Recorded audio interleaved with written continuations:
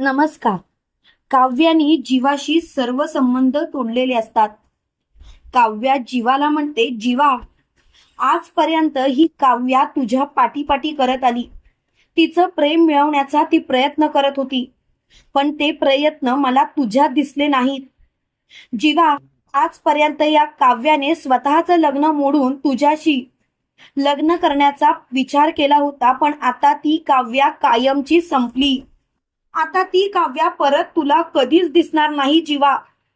तेव्हा मात्र जीवा खूपच हादरतो. त्याच वेळेला काव्या म्हणते, जीवा, यापुढे तुझा आणि माझा संबंध संपला. यापुढे काव्या स्वतःच्या करिअरवरती आणि स्वतःवरतीच फक्त आणि फक्त लक्ष देणार. तू माझ्यासाठी माझ्या ताईचा नवराच असणार.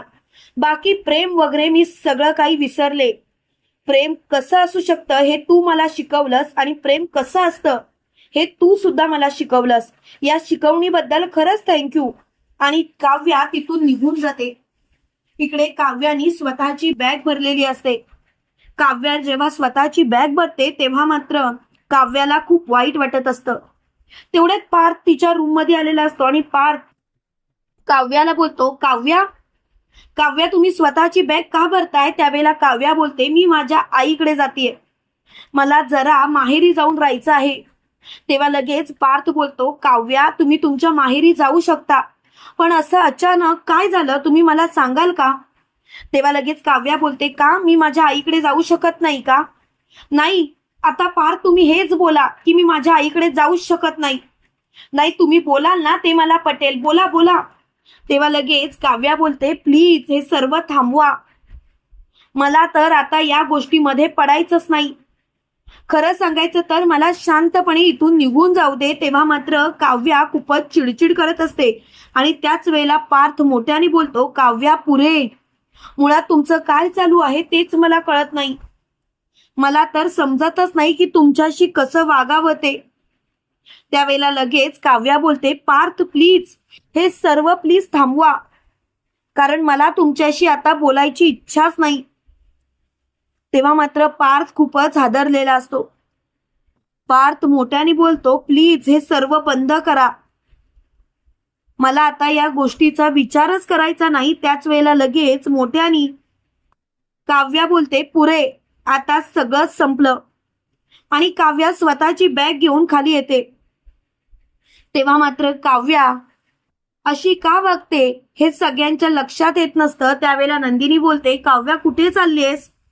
तेव्हा लगेच काव्या बोलते, ताई, मी थोडे दिवस माझ्या आईकडे जाऊन राहते, कारण मला थोडे दिवस माझ्या आईकडे जाऊन राहायची गरज वाटते.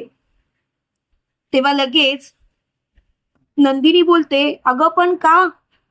तुला आईजवळ राहायची गरज का वाटते? मी कुठे कमी पडतीये का? काव्या, बोल ना. त्यावेळेला काव्या बोलते, ताई, तू सुद्धा चल, तू सुद्धा कशाला इथे राहतोय, चल ना, आपण जरा थोडे दिवस तिकडे जाऊन येऊया आणि मग मग इकडे राहूया. त्यावेळेला नंदिनी बोलते, काव्या, तू काय बोलतेस, कळतंय का तुला? जरा विचार कर, कारण मला तुझ्या या गोष्टींचा त्रास होतोय काव्या. मुळात तुझी ही गोष्टच मला कळत नाही. खरं सांगायचं तर मला या गोष्टीचा आता खूप राग आलाय. प्लीज प्लीज ह्या सर्व गोष्टी थांबव. त्यावेळेला लगेच काव्या मोठ्याने बोलते, ताई, मला थोडे दिवस माहेरी जाऊन राहू दे. काकू, प्लीज समजून घ्या ना, मला जरा बरं वाटेल. त्यावेळेला पार्थ बोलतो, ठीक आहे, मग मी सुद्धा तुमच्या सोबत येतो.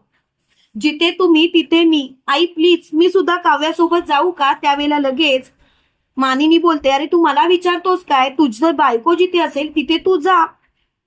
त्यावेळेला लगेच काव्या बोलते, कशाला? इथे माझ्या डोक्याला ताप देता तेवढा पुरे आहे, परत तिकडे येऊन तुमची लेक्चरच ऐकत बसावं लागेल. तेव्हा लगेच मोठ्याने पार्थ बोलतो, पुरे झालं काव्या, म्हणजे तुम्हाला माझ्या लेक्चरचा त्रास होतो तर. तेव्हा लगेच पार्थ मोठ्याने बोलतो, पुरे, आता या गोष्टीचा मला त्रास होतोय, त्रास. आणि खरं सांगायचं तर मला आता या गोष्टी बाबतीत काहीच बोलायचं नाही. या सर्व गोष्टी आता इथल्या इथे थांबल्याच पाहिजेत, आणि त्याशिवाय मी गप्प बसणार नाही म्हणजे नाही. खरं सांगायचं तर मला आता या गोष्टी बाबतीत काहीच बोलायचं नाही.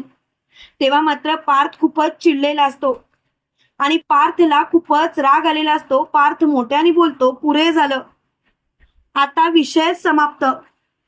तेव्हा मात्र पार्थ खूपच चिडचिड करत असतो. पार्थ मोठ्याने बोलतो, खरं सांगू का, आता या गोष्टीचा विचार करण्यापेक्षा या गोष्टी इथल्या इथे थांबवा आणि पुरे करा.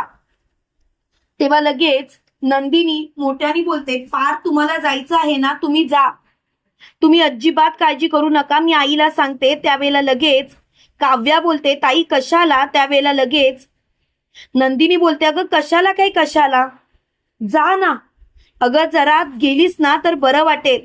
आणि तसंही पार्थ ना तुझी काळजी खूपच असते, ते खूप तुझी काळजी करत असतात, त्यामुळे तू प्लीज त्यांना सुद्धा घेऊन जा. तेव्हा लगेच काव्या बोलते, ताई मी काही लहान नाहीये, प्रत्येक वेळेला पार्थ माझ्यासोबत असायला. तेव्हा मानिनी बोलते, काव्या अगं जरा समजून घे बाळा, तेवढंच तुला आणि पार्थला थोडासा वेळ भेटेल, तुम्ही दोघं एकमेकांना समजून घ्या. तेव्हा लगेच काव्या बोलते, काकू प्लीज, मला कोणीही माझ्यासोबत नको आहे, मला थोडे दिवस शांतता पाहिजे, प्लीज काकू समजून घ्या. त्यावेळेला मात्र मानिनी बोलते, काव्या काय झालंय, तू बरी आहेस ना. त्यावेळेला काव्या बोलते, मी अगदी बरी आहे, माझी काळजी करायची गरज नाही, पण प्लीज मला जरा शांततेने राहू देत ना. तेव्हा मात्र मानिनी बोलते, पार्थ प्लीज. त्यावेळेला लगेच पार्थ बोलतो, नाही, त्या कितीही नाही म्हणाल्या, काही म्हणाल्या तरी सुद्धा मी जाणार म्हणजे जाणारच, आता तर मी तुम्हाला माफ करणार नाहीच. तेवढ्यात मात्र काव्या मोठ्याने बोलते, पुरे चला, तुम्हाला यायचंच आहे ना माझ्यासोबत तर चला, पण मला आता या घरात आधी राहायचं नाही.